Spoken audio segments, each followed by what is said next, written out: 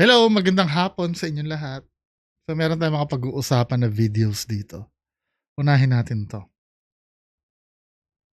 Ano 'to?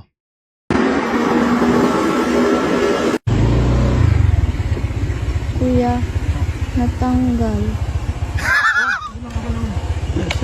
Hindi ka nagsabi. Kanina pa yan natanggal? Opo, Hindi ka nagsabi. nawakan ko na lang po. Pag inangat kasi ito ng sobra man, natatanggal talaga. Thank you po. Ingat po sila. Baby talk no? Kuya, natanggal. Sino ba naman hindi maano sa ganyang kaganda, di ba? Tapos ganyan pa. Nagpa-baby pa. Siguro pagka pangit yung gumanyan, no? Gagalit pa yung ano. Pero ito Kuya, natanggal. Hindi lang ako lang. Hindi ka nagsabi. Kanina pa yan natanggal? Opo, Hindi ka nagsabi. nawakan ko na lang po. Pag inangat kasi ito ng sobra man, natatanggal talaga. Ay, nako. Thank you po. Ingat po sila. Next. Kuya, natanggal. Next. Ano to? The Extravagant Life of Saldico's Wife. Ba?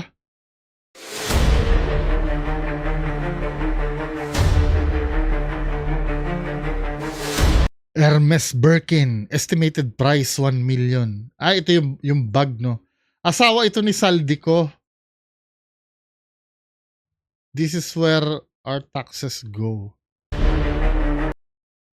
Alisin na natin yung ano ba? Private shopping appointment at Loro Piana, France. Sarap. Ito yung kasagsagan ito ng Senate hearing eh. Alam ko nag-viral ito eh. Habang nagkakanda gulo dito sa pa-shopping lang sila. Maylin ko with Abra Congresswoman Ching Bernos. Ano to? Aeroplano ba yan? Agustao Westland. AW139. 860 million pesos. Gulfstream jet estimated price 2.1 billion pesos. Sarap! Gulfstream. Alam ko yung mga jet na ganyan, ano yan no? Parang eroplano yan ng mga CEO sa US. Sarap.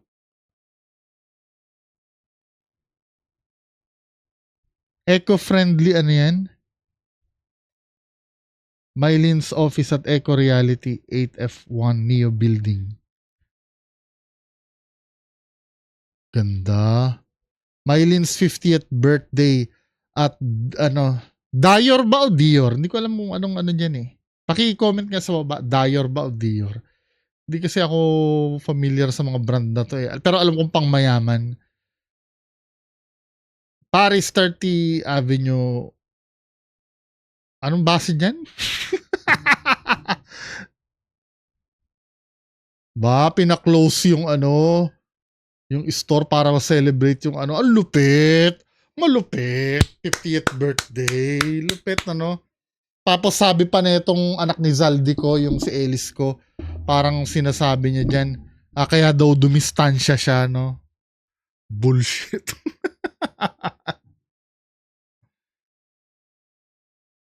Lupit. Ano pa? Mylin ko shopping for another Dior or Dior or whatever bag. More bags. Yay! Yan. Ay, nako. 162,000 daw yung price nung damit. Barya lang yun. Fitting at Chanel. Ang hirap naman basahin ito. Couture in ano to? Cambon Paris. Anong basa dito? Natatakpan ng Ganda nung asawa ni Zaldico, no? Birthday party at Dior Greenbelt. Very important client room. Ah. She flew friends from the Philippines to celebrate her birthday. Mylene's favorite designer, Michael Leyva. Congresswoman Chin, Bernos. Sarap. Social na social. Eliza Cos graduation. Dior wool jacket, estimated price to. Mga netizen talaga, ano? Ano talaga? Sarap ng buhay. Unit C and D, 56th floor Horizon Homes, Shangri-La, BGC. Ito ba yung sinasabi na pinagdadalhan daw ng ng pera? Shangri-La daw yun eh. Estimated price 250 to 350 million. Ano pa lang yung condo unit pa lang? Bili nila ako ng house and lot dyan. 10 million nga na house and lot, okay na eh. Itong mga to.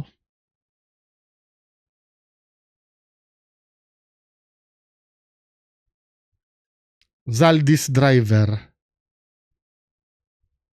May Bentley din pala si Tsaka may Rolls Royce din. Hindi lang pala si Diskaya.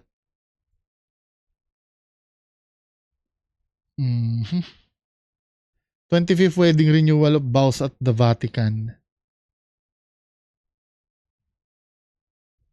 July 2, 2024. St. Peter's Basilica nangyari. Officiated by Cardinal Tagle. Guest stayed at Bulgari Hotel. They had reception right after in Rome.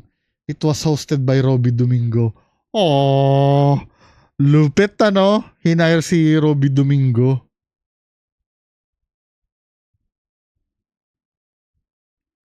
Ang lupit. Siguro sobrang yabang nito mga to kung si Tagle yun naging next pope, no? Sarap.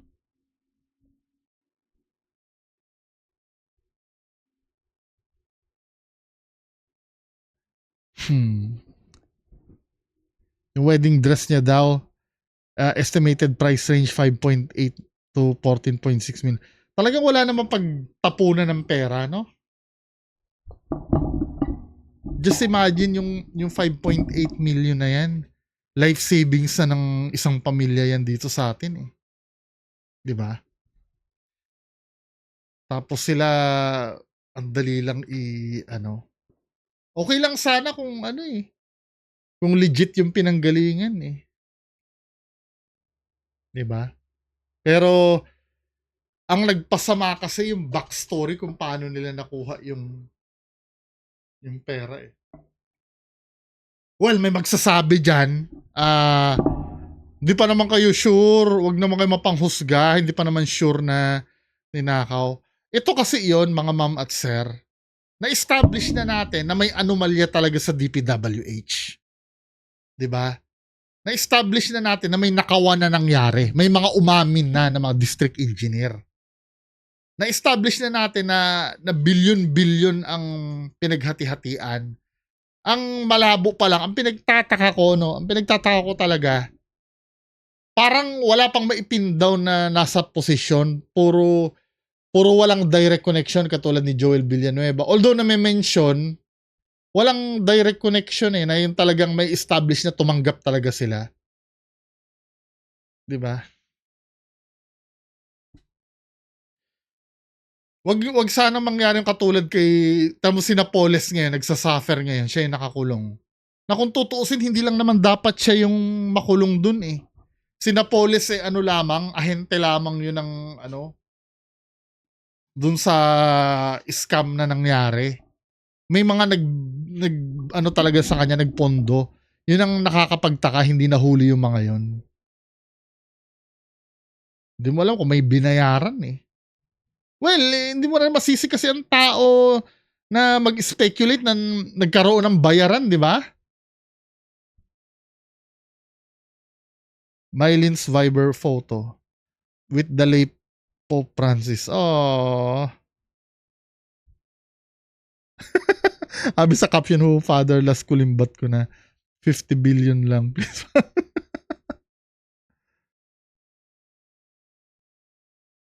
Wala no? Pag mayaman ka talaga, amen. Okay lang sana talaga kung ano na. Next! Ito, speaking of, si Ping Lacson magbibitiw, bakit kaya? Anong reason? Magbibitiw na bilang chairman ng Senate Blue Ribbon Committee si Senate President Pro Tempore Ping Lacson. Batay sa pahayag mula sa opisina ni Lacson, gagawin niya yan matapos ipahayag ng ilan niyang kasamahan sa Senado ang kanilang pag-aalinlangan sa isinasagawang investigasyon ukol sa mga maanumalyang flood control projects. Naniniwala si Marcoleta na naman yan kasi yun ang nakainitan niya no? Si Lacson na maayos niyang hinawakan ang mga pagdinig ng Blue Ribbon Committee. Pero meron aniyang nanggugulo. Gayunman, ibang usapan daw kung ang dismayado sa komite ay mga kapwa senador. Kung mayroon sa kanila, walang tiwala, then hindi naman ako ganun kamanhid para hindi ko maramdaman yon dahil nga nakapag-express na sila ng disappointment. Opo. At kung ang dahilan ay dahil meron nasa sangkot, meron mga pangalan ng aking mga colleagues na nababanggit. Sabihin na natin, dating Senate President Escudero, si Senator Estrada, Senator Villanueva. Ang tingin nila, bakit ang pinupuntirya, rightly or wrongly, at sasabihin ko, false yung narrative na nasusundan na pinupuntirya ko lang yung aking mga kasamahan at iniiwas ko doon sa sinasabing mismo mga arkitekto ng lahat ng ito na sina dating Speaker Romualdez at dating Congressman na Saldico. Well, I'm telling you, that's a false narrative. Hindi, to be fair, nafe-feel ko yun. Na ba't parang dyan sa Senado, palaging, hindi ko pinagtatanggol yung tatlong senador, pero parang nafe-feel ko na palaging ang lang sila Jinggoy, Villanueva at si Escudero. Hindi ba pwedeng lahat sila? Kasi doon mo makikita na may may kampihan pa rin sila Marcoleta, alam mong feel ko may may pinoprotektahan Ganon din kila Ping. Hindi ba pwedeng lahat isa lang diyan? 'Di ba? Ba't niya patawag si Romualdez para matapos na 'yan? Tapos gawan niyo ng paraan si Zaldico. Hindi ko naman alam kung paano mag-ooperate yan, pero nakakahanap kasi ako ng ng parang yun nga, parang mga bata parang kampihan Hindi dapat ganun. Lahat dapat, lahat. Parang ito pa yung minsan, and correct me if I'm wrong ganito pa yung interpretasyon ko minsan. Parang namimili pa sila na ang i-credit sa part ni Marcoleta, parang ipipilit nila yung testimonya na lang ng mga diskaya. Tapos sa part naman nung kabila, yung mga testimonya naman nila nila Bryce Hernandez. Di ba pwedeng parehas? Di ba? Depende kasi sa Senate ay sa head ng Blue Ribbon kung sinong pupuntiryahin Di ba? Kaya nakikita na talagang kung sino nakaupo, yun yung... Sabi pa ni Lacson, walang katotohanan ang alegasyon ng netizens na itinigil umano ang investigasyon ng Senado dahil nabanggit sina dating House Speaker Martin Romualdez at dating Ako Bicol Party List Representative Zaldico at ang anilay pagdiin ng komite sa mga senador na idinawit ng resource person sa flood control kickbacks. Pinabulaanan din ni Lacson na nagpapapogi siya sa mga pagdinig. Last term na raw niya ito, hindi na niya kailangan ng political capital. Para sa bayan na nga lang ito, parang ito na lang yung balik utang na loob ko sa pagkatagal-tagal ko ring na ginugol na panahon bilang public servant. Para may sakit siya May sipon yata siya yung boses niya. Parang iba eh. basing na nakukuha ko. Pero sige lang, hindi naman ako nadidistract doon. Pero pagka yung mga colleagues ko na ang nagpapahayag na hindi na sila happy o kaya disappointed sila, ibang usapan yon. Kasi nga, sila yung nag-elect sa akin. Apo. At sila nag-elect ng lahat ng chairpersons ng lahat ng komite. So Sir, pag wala silang, pag majority sa kanila, wala nang tiwala, what is left for me to decide on or to do except magbitin lang bilang chairman. Hindi naman aniya nangangahulugan na kung magbitiw siya sa komite, titigil na ang laban niya kontra korupsyon. Kailangan munang i-manifest ni Lacson ang kanyang pagbibitiw sa plenaryo. Pagkatapos ay maghahalal sila ng bagong chairman. Bago inanunsyo ang Sino kaya ang susunod? kinansela ni Lacson ang pagdinig ng Senate Blue Ribbon Committee ukol sa katiwalian sa flood control projects na nakaschedule ngayong linggo. Dahil nakiusap aniya si Senate Finance Committee Chairman Senador Win Gatchalian na i-prioritize ang budget deliberations. May hinihintay din daw silang dokumento galing sa ibang ahensya. Pero paglilinaw ni Lacson, hindi pa tapos ang kanilang investigasyon. Kasama pa raw sa mga iimbitahan nila sina Romualdez at Co. Pinatawagan ko yung DOJ kung totoo bang merong tell-all affidavit yung mga diskaya. Pareho ang tugon, hindi available at yung sa executive judge, pinadala sa NBI pa yung specimen signatures ni Atty. Spera, kaya mga kulang daw 1 linggo bago lumabas yung resulta. Ganun na ng DOJ, medyo parang vacillating yung mag-asawa at hindi raw talaga definite kung talaga mag-settle o hindi. Nananatiling suspended until further notice kasi hindi natin alam kung kailan magkakaroon ng puwang. Sa panawagan ng ilan na ipaubaya na sa Independent Commission for Infrastructure o ICI ang investigasyon sa flood control anomalies, That's also one option. Pero sa tingin ko, lalo nang mapapasama yung perception sa Blue Ribbon Committee. At saka kung sa inyo, ngayong sir. Tsaka sa napasok inyo. na, nabanggit na yung pangalan ni dating Speaker Romualdez at meron nang lumalabas na malinaw na ebidensya kasi corroborated na mga records yung kay ex-Congressman Saldico, lalo pangit namang ite-terminate. Talagang meron na talaga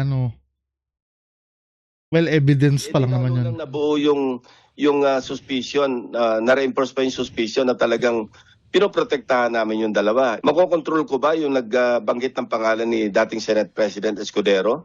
Makokontrol ko ba yung nagbanggit ng pangalan ng 3 kong dating kasamahan at kasamahan sa ngayon? Tsaka lalo Kung saan kami dadala na ebidensya, dito kami pupunta. para sa GMA Integrated News, Gulo no?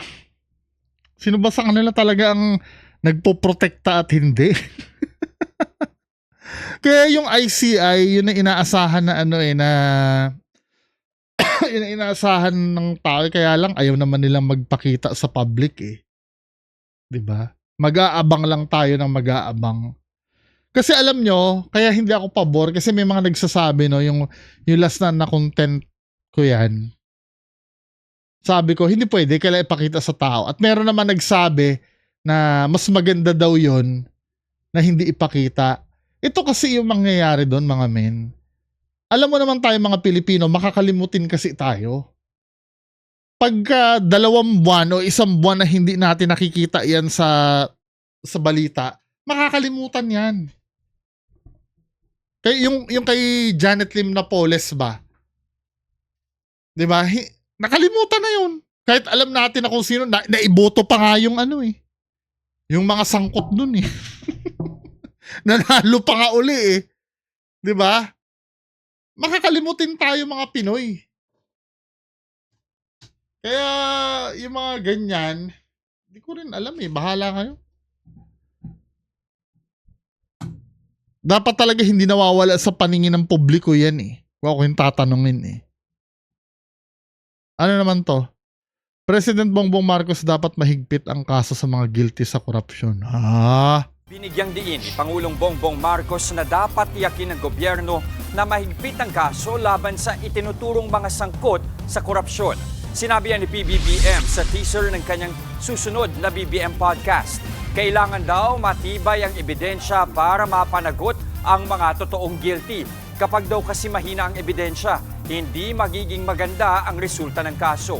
Giit pa ng Pangulo. Problema nga naman kasi pag kahit na walang malakas na ebidensya sa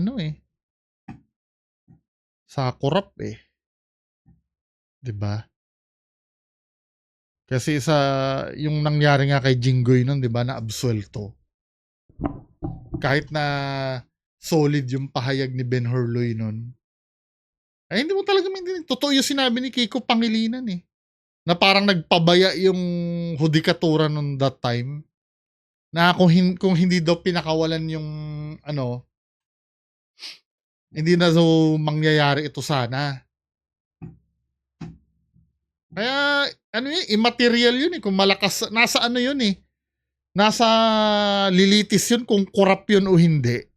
Kahit pa sabihin mong sobrang lakas ng ebidensya mo, kung bulag yung, nabulag ng pera yung ano, wala rin. Dapat sundin ng gobyerno ang batas sa paghahabol sa mga korap na opisyal para maging lehitimo ang pananagutan.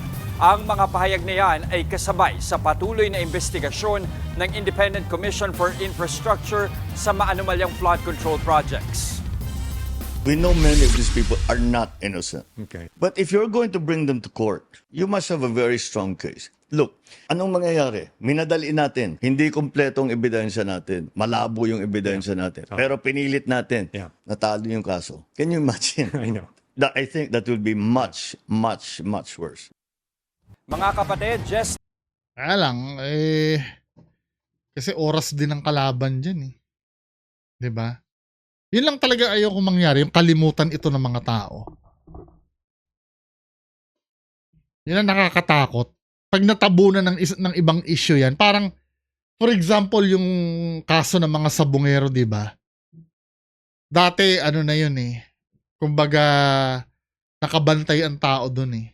Natabunan. 'Di ba? Siguro may progress na nangyayari ngayon, pero kayo alam nyo pa ba yung nangyayari doon? Baka biglang mawala na yung balita tungkol dyan eh. Busy na rin kasi yung ano, DOJ dyan sa ICI. Anyway, yan lang po muna pag-uusapan natin ngayong hapon. Magandang hapon sa inyong lahat. Bye-bye.